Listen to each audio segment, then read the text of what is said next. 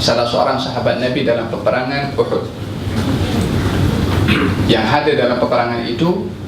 Kemudian Nabi SAW bersabda, barang siapa yang berperang dan tidak lari daripada peperangan ini, maka dia akan masuk syurga.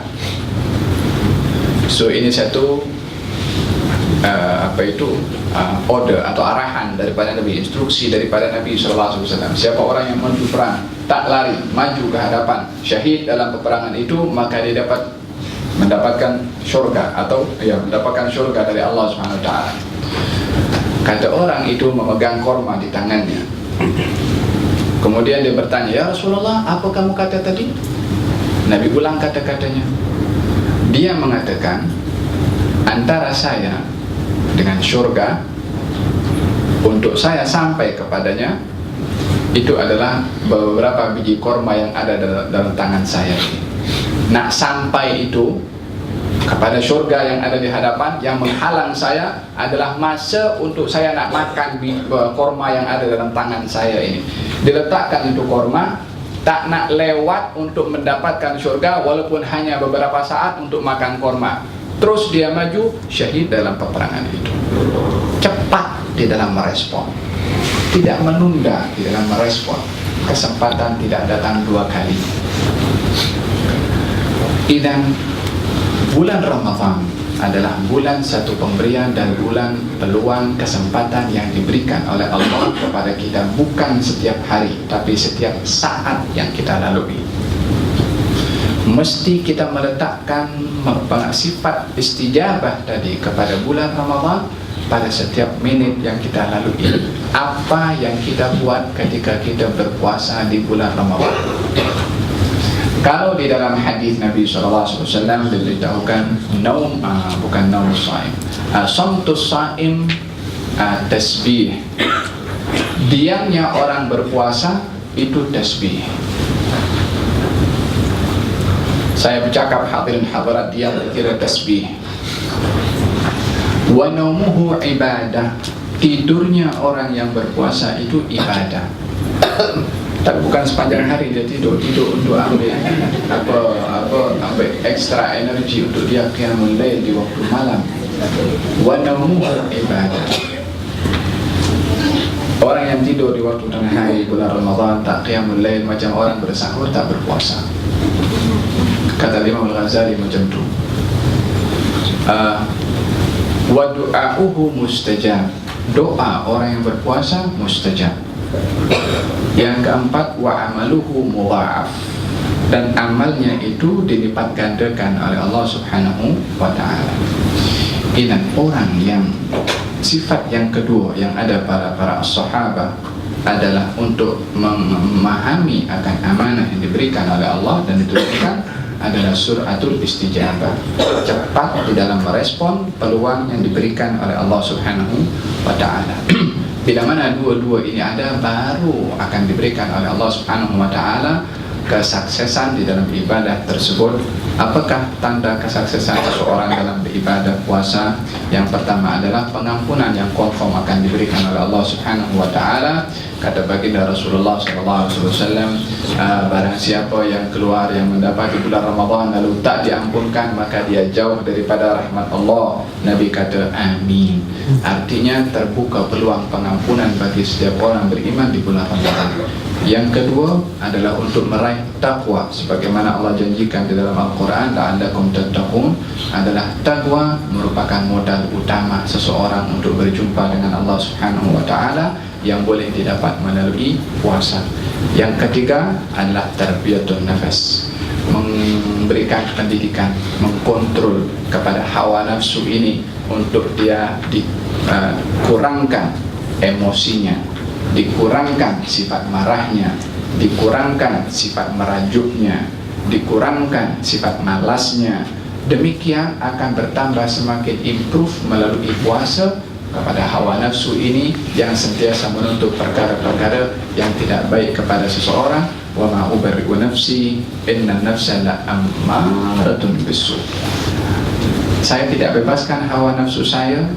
Hawa nafsu ini sentiasa menyuruh kepada kejahatan dan keburukan dalam Al-Quran. Martabat nafsu ini lebih kurang ada 3. Yang pertama nafsu ammarah, menuntut seseorang untuk berbuat tak baik. Yang kedua nafsul lawwamah, nafsu yang menegur kalau kita berbuat silap ditegur. Siapa yang menegur? Diri sendiri. Kalau kita buat silap, diri kita tegur kepada diri kita kalau itu perbuatan silap. Ini adalah sifat nafsu lawwamah. Yang terakhir adalah nafsul mutmainnah, nafsu yang tenang setelah seorang itu melalui proses ibadah puasa dan lain sebagainya, akan berpindah daripada satu peringkat kepada peringkat yang lain, yaitu sampai pada penghujungnya nafsul mutmainnah yang akan diseru nanti di akhirat dalam Al-Quranul Karim, ya ayyuhan nafsul mutmainnah irji'i ila rabbiki radiyatan mardiyah. Idan hadirin hadirat yang dirahmati oleh Allah Subhanahu wa taala, kesimpulan daripada apa yang saya sampaikan tadi adalah yang pertama, memahami puasa sebagai amanah dari Allah Subhanahu wa taala. Amanah wajib untuk ditunaikan. Cara menunaikannya adalah bukan hanya fokus kepada luaran sahaja, tapi adalah kualiti ibadah itu sendiri yang ditumpukan kepada keikhlasan di dalam beribadah. Yang kedua adalah menjauhkan perkara-perkara yang dapat merosakkan kualiti ibadah itu sendiri. Bukan hanya makan dan minum yang membatalkan puasa, tapi perkara-perkara yang lain. Kata Imam Al-Ghazali ketika menukil sebuah riwayat, khamsun yuftirna sha'im, 5 perkara yang boleh membatalkan ganjaran puasa. Yang pertama adalah dusta, yang kedua adalah mengumpat, yang ketiga adalah mengadu domba, jadi berduafi kepada orang lain. Yang keempat adalah an-nazar bi syahwah, melihat dengan pandangan syahwah. Yang kelima adalah al-yamin al-kadhibah, sumpah yang palsu. 5 perkara ini adalah merupakan bahagian yang dapat menggugurkan ganjaran puasa. Puasanya sah, tidak mana tunaikan rukunnya, tapi ganjaran puasa itu akan gugur. Man lam yada' qawl az-zur wal 'amalu bihi falaysa lillahi hajatun fi an yada'a ta'amahu wa syarabah.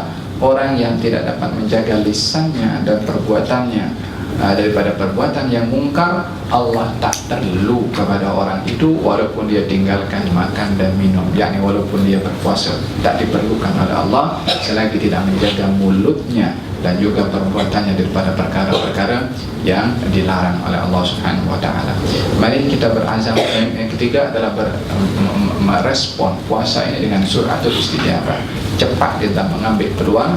Mari kita ambil peluang bulan Ramadan al-Mubarak ini seakan-akan yang telah merupakan yang terakhir bagi kita, untuk kita makmurkan setiap saat yang berlalu dengan kita dengan tasbih, khususnya dengan bacaan Al-Quranul Karim, dan juga memakmurkan sebelah malamnya dengan aktiviti ibadah kepada Allah Subhanahu wa taala.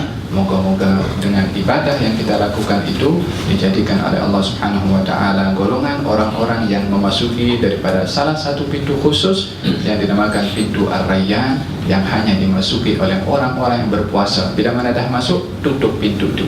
Tak ada orang lain boleh masuk melalui pintu Ar-Rayyan melainkan orang-orang yang menjaga kepada puasanya. Mudah-mudahan tak seorang pun daripada kita yang tak termaktub namanya dalam list untuk memasuki pintu Ar-Rayyan itu. Bahkan kita berada insyaAllah dengan izin Allah berada pada saf yang pertama untuk memasuki kepada pintu Ar-Rayyan, kepada orang yang menjaga kepada puasanya. Dan mudah-mudahan Allah Subhanahu wa taala terima amal ibadah puasa kita apa adanya. Yang kurang mudah-mudahan dimaafkan oleh Allah dan dilengkapkan dengan kesempurnaan, karena Allah adalah Maha Pemurah. Dan yang lebih ataupun ibadah yang dilakukan dilipat gandakan ganjarannya oleh Allah Subhanahu wa taala. Dijauhkan daripada sifat malas, ditambahkan agar supaya kita bersemangat untuk memakmurkan bulan Ramadan ini dengan bacaan Al-Quranul Karim, dengan sholatul tarawih, dengan bersedekah, dengan bersilaturahim, dan saling memaafkan satu dengan yang lain. Allahumma hdina bil huda